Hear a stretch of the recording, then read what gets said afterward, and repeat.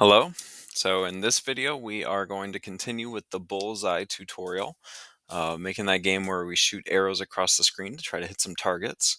So the first thing we're going to do is just tidy up the code a little bit.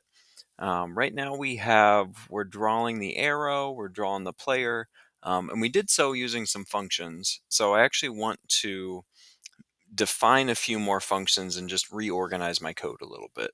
And that mostly has to do with what I'm doing with player right here. How I'm just writing statements right inside of function draw. So things like player.y plus equals player.vy, the rectangle stuff.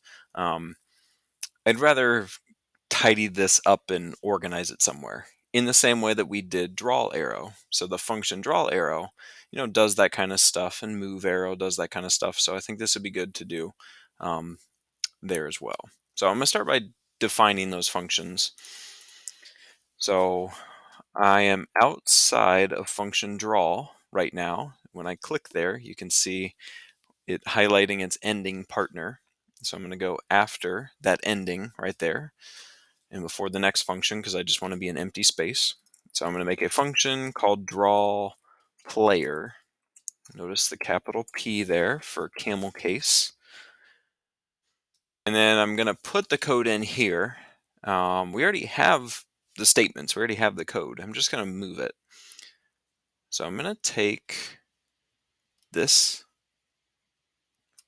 And to move it, I can copy and paste and delete, but I'm going to select it and then Control X does cut. So it's like copy. And then I can do Control V to paste. So that lets me move it. And I am zoomed in pretty far. That is still just one line of code. So I just moved the rec stuff down there for drawing the player. And before that, I draw that rectangle. I am going to say fill. I'm going to call the fill function, pass in a color, and what better thing to use than player.color. You have that defined. Now this won't just happen automatically. I mean, if I play it, actually my player disappeared all of a sudden. Because I defined the function, I need to call it. You always need to define and call the function. So I'm just going to do that right here. Draw player, capital P, parens, and then that should do it. All right. And then I'm going to take my move player stuff and I'm going to put it in its own function. So after that function was finished, then I'm going to define a new function, function move player. This is the code that makes the player move. Player.y plus equals player.vy. So I'm going to Control X to cut it. Control V to paste, just so I can move it. And then I need to call this function. So before I draw player, I'm going to move player, parens. When you call functions, you say them by their name, then the parentheses. Sometimes you put stuff in there, but for now they're still empty.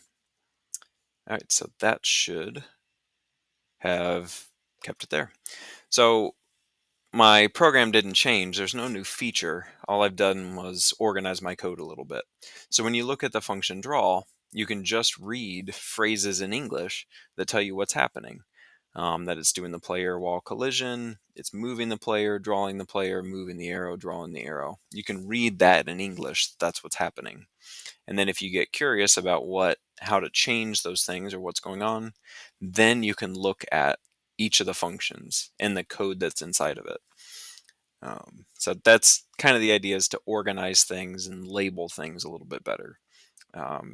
It doesn't have a huge payoff in this little project, actually, but we just want to practice the strategy of defining things as functions to organize stuff, because in other more complicated programs, that is really going to pay off.